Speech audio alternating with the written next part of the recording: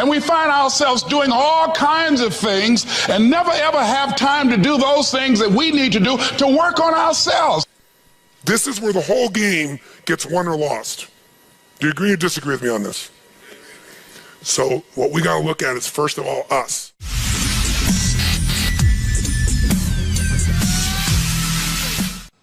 If you're going to change an area, you do three things. Number one, you focus on it and you get clear and compelling vision for what you want. If your body's not where you want it to be, I tell you there's one simple reason. It's not your focus. No, I focus on it. I focus all the time on how fat I am. No. See, if you focus on crashing into the pole, trying not to, the more you try not to, what you focus on, that's where the energy goes, that's where you go, right? We all know that.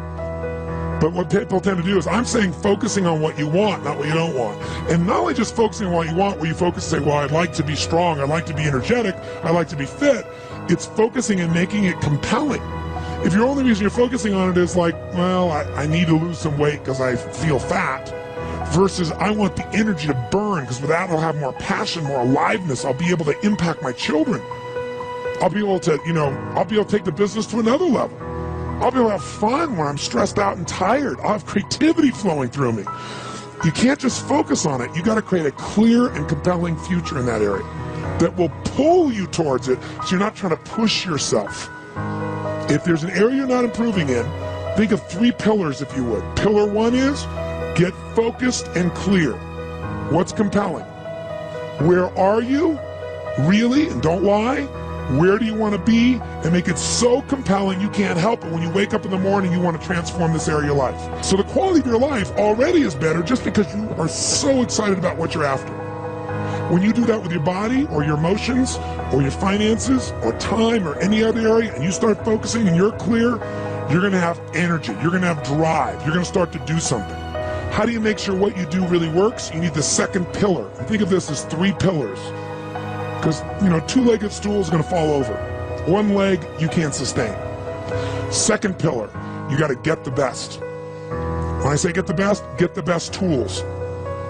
Get the best map. Get the best mentor.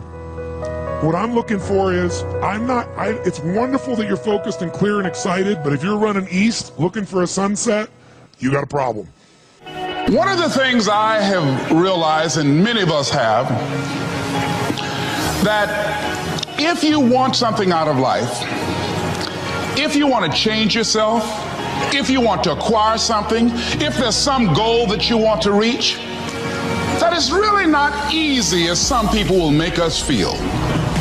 That living your dream, changing your behaviors, overcoming negative habits, it's challenging. It's hard. That living alone is just very difficult. And once we begin to come to grips with the fact that living is difficult, life is very challenging. I heard a song once by a guy named Dimples called, "If it ain't one thing, it's another." I say to you, if it ain't one thing, it's 12 others. Always something. You will never ever have a problem-free moment in life. Somebody said, and I like this, that you either in a problem or just left one or headed toward one. Anybody found that to be so? Raise your hand if you know what I'm talking about. I mean, there's always something. So how do we begin to nurture that hunger? What are the characteristics or the qualities of people that are hungry? What will it take for me to get some of the things that I want? And being hungry for those things. Number one, you've got to work on yourself. It's very important that you engage in an ongoing process to develop you. Spend more time on yourself than what you've been spending. It's very important. You owe that to yourself. I was reading a book by Og Mandino called The University of Success. Read one line, gave me a chill. I didn't have to read anything else in the book. He said, many of us never realize our greatness because we become sidetracked by secondary activity. We spread ourselves too thin, don't know how to say no. And we find ourselves doing all kinds of things and never ever have time to do those things that we need to do to work on ourselves. And then there goes a second, there goes another second, there goes another second, and we can't stop and hold time. And before you know it, you wake up one day and you're behind in your dreams and your bills.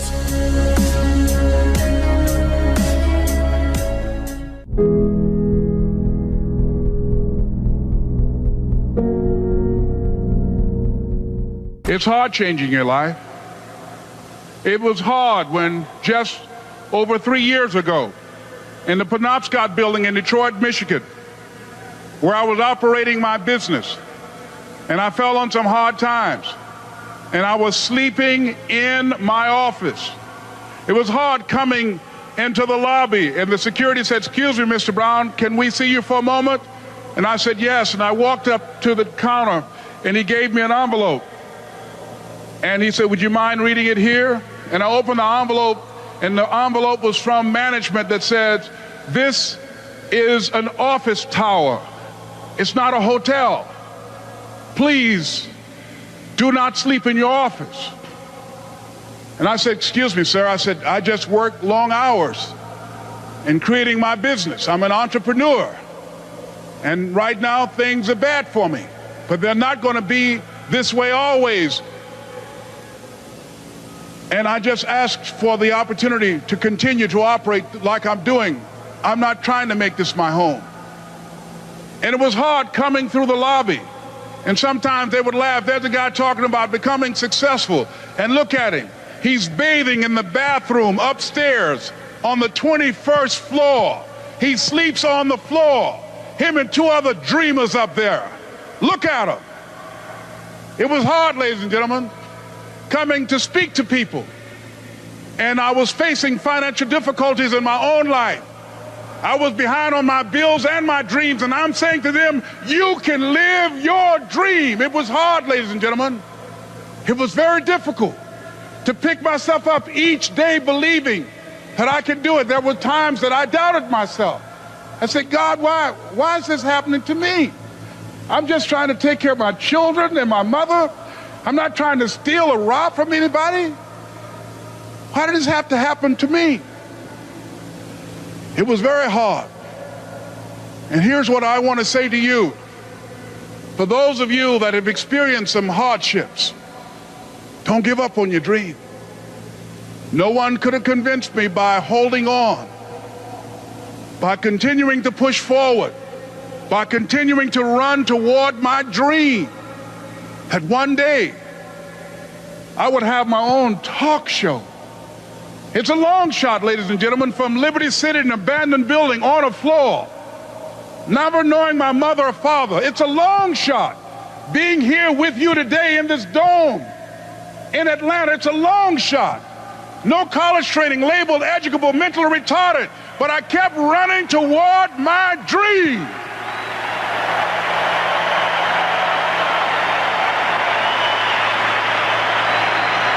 Don't stop.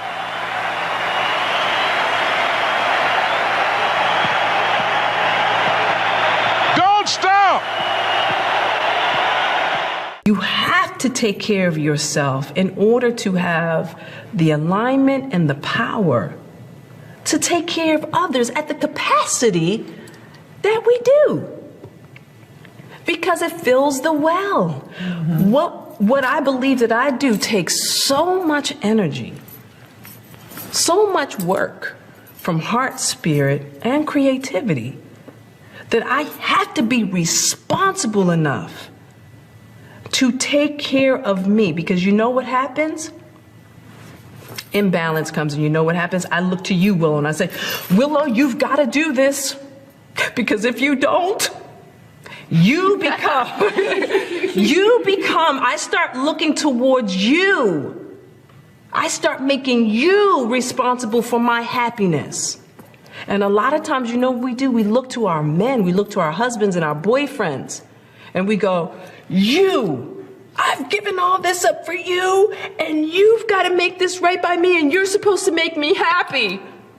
Because we've lost our way on how to make ourselves happy.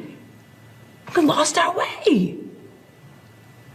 So what I had to do and what I had to learn was how to get more balance. And over the years, each year, each day, I get more and more and more and more in balance. More and more and more in alignment. And you know what? I get more and more happy. And the very thing that I thought would make you unhappy or make Jaden unhappy or make Daddy unhappy actually is fulfilling for you guys as well. Even though it might not be a tangible reason, but the more happy I am and the more fulfilled I am, it works for the family. And when I'm not, it doesn't. It's really that simple. Manipulation as an ongoing tool for success is over. But adding value will never go out of style. Truth will never go out of style. So influencing with integrity is the secret. But what really influences people? Do facts and figures, we give you enough facts and figures out of a core story, is that going to influence people? No. It's the weaving of that story together in a way that produces what shifts people. And that's human emotion. Ultimately, the big game here is emotion. You have to influence emotion. You have to influence the emotion of your people. If you're going to maximize resources, and if we all agree, as we talked about the other day, it's not a lack of resources, it's a lack of what? Resourcefulness. If you're creative enough, if you're playful enough, if you're determined enough, if you're focused enough, you can find a way. If you're giving enough, if you're generous enough, if you're honest enough, if you're courageous enough, you will get people to help you. You will find the way. You will make that thing happen. You'll access the resource. You get someone to coach you, teach you, loan it to you, let you try it, drive it, experience it. So it's the ability to influence emotion, because that's what affects our intellect. That's the bottom line. A core story is only there to give you a set of facts to educate someone that will make them emotional enough to make a decision. And what they do is they go through a series of things that you have emotions about. They may say them in a non-emotional way, but the only reason they work is because you know they're going to open the person's emotion. We can never forget that humans are emotional creatures, including ourselves. And to influence other people, we have to know what already influences them. And we can't ever forget what truly influences them. It's going to come down to our ability to connect with them at a deep emotional level, or get others to do the same. Here's how I'd say it in a really simple term. To influence someone, you have to already be influenced. Right? To move somebody, you better be moved. To touch somebody, you can't touch somebody about your product or service or vision or idea or your company if you're not touched. To persuade others, you have to be persuaded. You can't give somebody else what you don't have. Now, you may have it intellectually, and here's the challenge. When you first meet somebody in your relationship, and you're all excited. What's the level of energy like? 0 to 10. Make the sound of that energy. You meet somebody you're totally excited by. Make the sound of it. 6 months, 6 years, 20 years later. It's scary, isn't it? And it's not time, because there are people I've been with them. Been together 65 years, and they're still out of their mind for each other. They make the same amount of noise you did in the beginning here. What changes is, very often, when you're around something enough, I don't care what it is, there's a law called the law of familiarity. The law of familiarity says this: if you're around something enough, you take it just a little bit for granted. And it doesn't matter what it is, it's not that you don't care, it's that you get used to it. It's that the variety of it is not quite as high, it's not so new, and with that, sometimes you give it less significance. Even though in your heart you know it's significant, you don't keep the aliveness of it. It becomes something you intellectualize versus something you feel inside your body with a passion. So there are people who say, but we love each other. Yeah, well, that's great. You know, you hug each other every now and then. You say you love each other, little kiss like that. Was that how it was in the beginning? No. It isn't time. It's that most people don't understand that this emotion, this intensity, this passion has to be constantly reinforced every single day. And like any muscle, if you don't use it, so then you have the base understanding of why you do what you do, but you've lost the energy that makes it alive. And so if you're going to be touching people, you got to be touched. So then the question is, how do we influence ourselves? How do we influence other people? We got to get them into their emotions. We got to get ourselves into the emotions that are going to move us to action.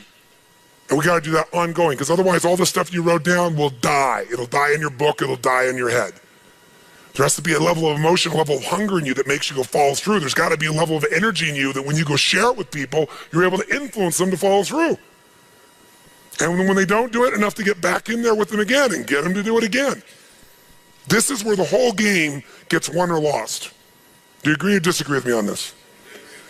So what we got to look at is, first of all, us. And where does it have to start? Ourselves, since we're the first constraint. And if we can do it with ourselves and influence, then we can teach everybody else to influence. We've said business is innovation and marketing. You have to influence people to innovate because they're not going to just do it because they're used to what works and it's easier and they know it. Innovation means massive what? Change. How many people go, give me more massive change in my life with all the other things I'm trying to hang on to? They're not going to do that. You have to influence people to innovate. And marketing is influence. So, what influences us is our states. How do we change our states? Let's start with you and I and with anybody we're going to work with. You've worked with me before, you know the first answer. If you're going to change somebody's state, the fastest way to do it is physical. Trying to change somebody's mind is really hard. Change their body, their mind will go. If you doubt it, give somebody enough alcohol and just see how quickly you can change them. True? Give them enough alcohol, I don't care who they are, they're going to change. What are you changing? Biochemistry, physiology, physical body, and the emotion, the mind will shift. That's why people take drugs. That's why people eat. When they go eat, it's a biochemical change in their body. So, but we can do this through movement. We can do this through change. So if you want to be the leader and you're going to be affected, first thing I'd say to all of you going home, so you don't feel overwhelmed, is you need to develop an ongoing discipline because we are our rituals. And I mean a physical one. If you want to say, well, why is my life the way it is today? Look at your rituals. Whether you call them rituals or not, you have them. Most of you get up and you have a set of rituals. You go straight to email, or you go straight and work out, or you go have your breakfast, or you hit the snooze alarm at least 3 times. It's your ritual. Who knows what I'm talking about here? And if you want to know what somebody's like, you can see their rituals. You can look at anybody's body in this room, if you had them take their clothes off, and you know some of their rituals or lack thereof. Is it true? If every day you get up and your ritual is you go to Starbucks and order a smoke mocha, or whatever those things are that you have, right? And a big muffin and whatever it is, right? And that's what you do every day. It's not hard to figure out what you're going to be like by 10:30 in the morning. You're going to be looking for your next coffee, your next whatever, because you want to stimulate your adrenal glands like crazy, and they're going to drop predictably. And we know what your stress level is going to be like. We know when your energy is going to go and fade. It's predictable because of your rituals. If you eat a certain way, you can predict that person's going to be fat and tired. You eat a different way, you know.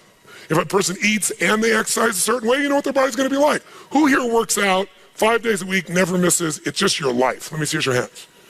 Look at the number of people here. That's fantastic. Give everybody a hand. That's really fantastic.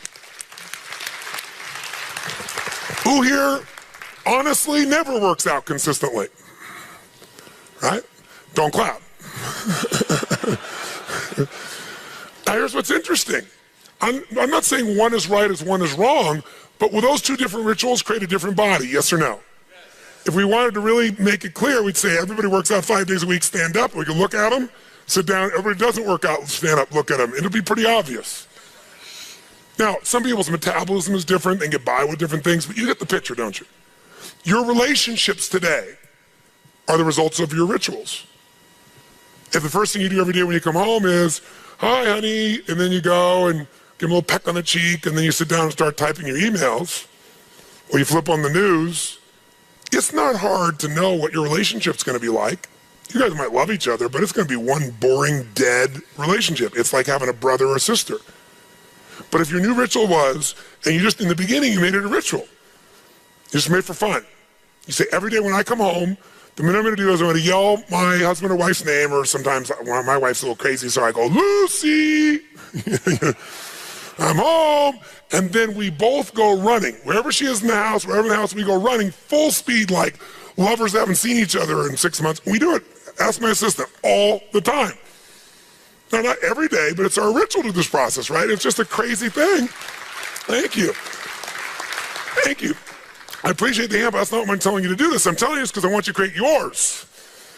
Because when you do that and you're playful and crazy, and you do that on a regular basis, like you can't wait to see each other. And the biggest ritual that we have besides physical, and by the way, let me just say to you this. When you go home, if you want to transform your business, transform you by creating first, if you don't already have one, a set of physical rituals that you're not going to miss. I don't care if it's 3 days a week, 4 days a week, something that's going to make you physically strong, because in a place where there's going to be a lot of fear, the way you deal with crisis is number one thing you should do is feed your mind. And you're doing that. Get yourself new answers. Immerse yourself in new environments. Get new voices. Have new perspectives. Ask some new questions. Isn't that what we've been doing here?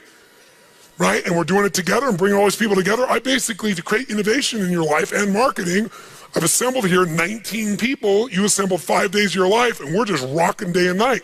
It's the total immersion of what I taught you in innovation. It's really what it is, but it's got to continue. For it to continue, though, we've also been managing your state to a great extent. Right? Most of you don't go home and 4 or 5 days a day start clapping like crazy and screaming and shaking. You don't do that yourself. Right? And so some of you are going to go like, wow, it doesn't feel the same as at the seminar and stuff.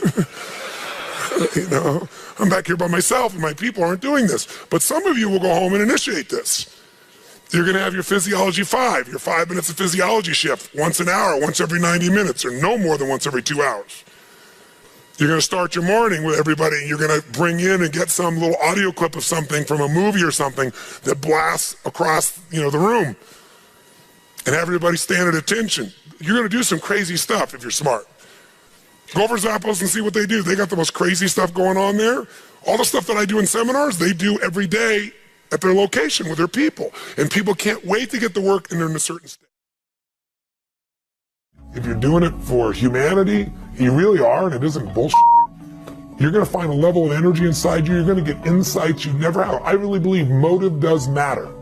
If your motive's just for yourself, you don't get much insight. Life supports you because you're part of life. But if you're trying to support more than yourself, when you get a vision, that's how businesses grow. That's how movements happen, right?